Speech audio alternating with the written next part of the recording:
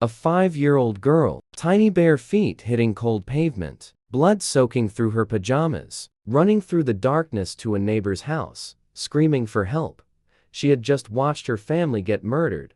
Her mother, dead. Her grandmother, dead. Her aunt, dead. And the man holding the gun? The man who promised to love and protect them. He was supposed to be family. This isn't a horror movie. This isn't fiction. This happened 3 months ago in Nassau County. And what happened to that little girl after will make your blood boil. July 24th, 2025. Summer heat. Kids on bikes. Ice cream trucks playing their songs. Just another Thursday. In suburbia, inside one house on a quiet street. Nobody knew they were living their last day on earth. Marissa Rowell, 32 years old. Brown hair. Bright smile. The kind of mom who packed extra snacks for other kids. Who stayed up late helping with homework. Who sang lullabies even when she was exhausted. She was planning something. Something that would save her daughter's life. Or so she thought. Her husband Christopher? He was planning something too. Before we go deeper into this story, if you've been watching my videos, you know I don't just tell stories for entertainment. I tell them because they matter. Because someone needs to speak for the voiceless. Hit that subscribe button right now. Because this story needs to be heard by everyone. And if you're already subscribed, share this. Because silence is what kills people.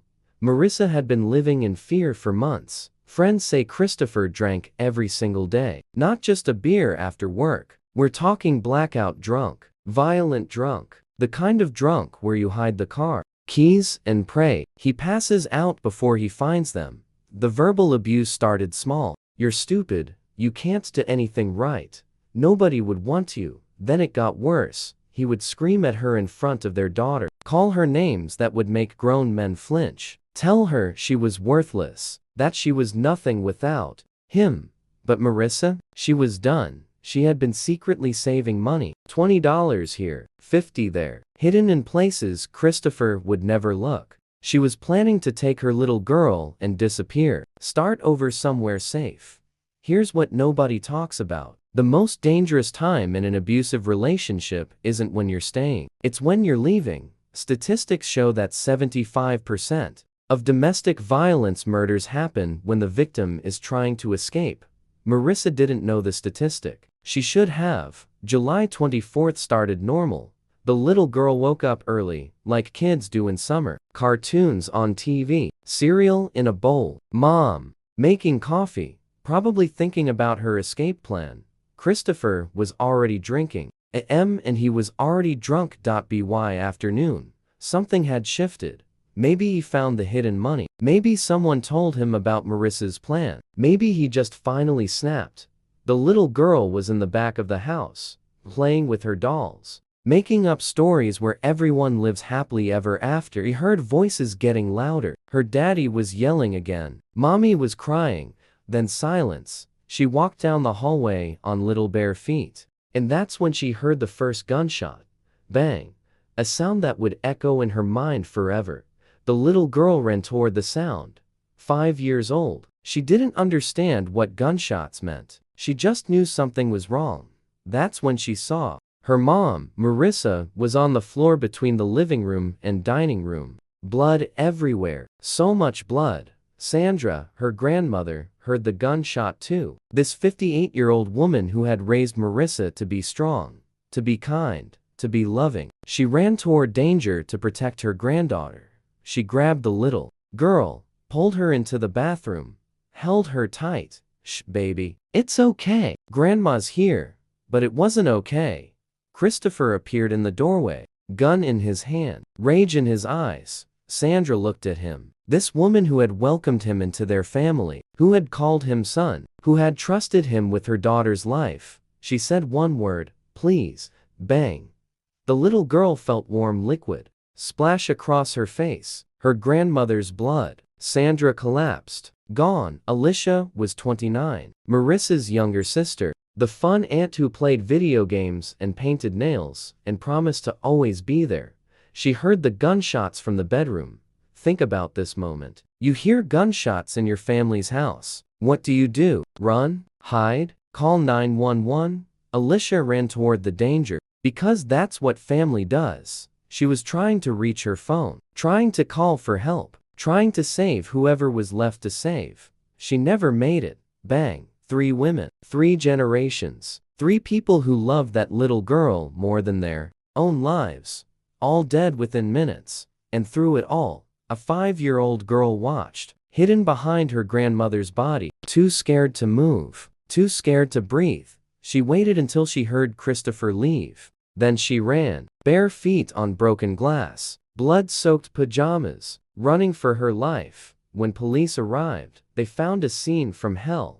3 bodies, 3 phones that never got to call 911, 3 lives cut short by one man's rage. Christopher Rowell was found in his car 2 blocks away. Self-inflicted gunshot wound to the head. Still alive. Barely. They rushed him to the hospital. Tried to save him. Why? Nobody asked that question. But they should have. He died hours later. His family made a big show of donating his organs. Like that somehow made him a hero. Like that somehow erased what he did.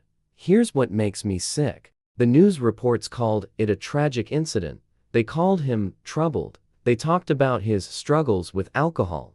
You know what they didn't call him? A terrorist. A murderer. A monster. Here's where the story gets even more heartbreaking. That little girl, the one who survived, the one who watched her entire family get slaughtered, Christopher's family got custody. Read that again. The family of the man who murdered her, mother, grandmother, and aunt. They got to keep her. Marissa's family, the people who raised her, who loved her, who she trusted, they can't see her. How does this happen? How does a legal system look at a murdered woman's child and say, you know what? Let's give her to the killer's family.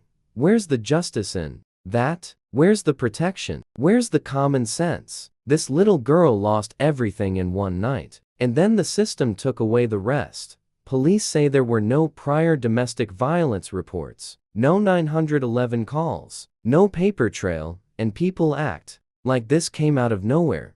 Let me tell you something. Abuse doesn't start with murder. It starts with control.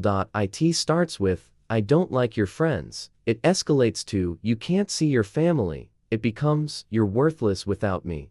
It ends with, if I can't have you, nobody can. Marissa's friends saw the signs. Her family saw the signs. Her coworkers saw the signs. But nobody knew how to help. Nobody knew it would end like this. Nobody thought he would actually do it. Here's the truth nobody wants to hear. Christopher Rowell was a ticking time bomb, and society handed him the matches. I think about that little girl every day.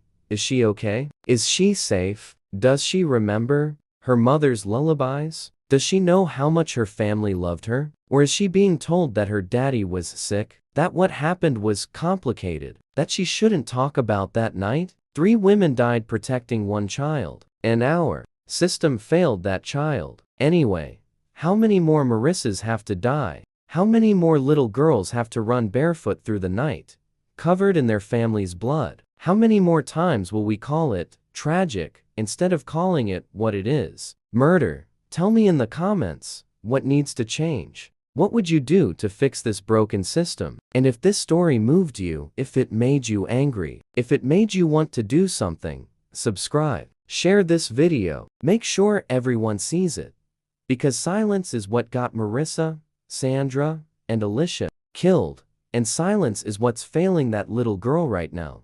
Don't let their story end here. Subscribe for more stories that matter. Stories that demand justice. Stories that could save lives. Hit that bell. Share this video. And never stop fighting for the voiceless.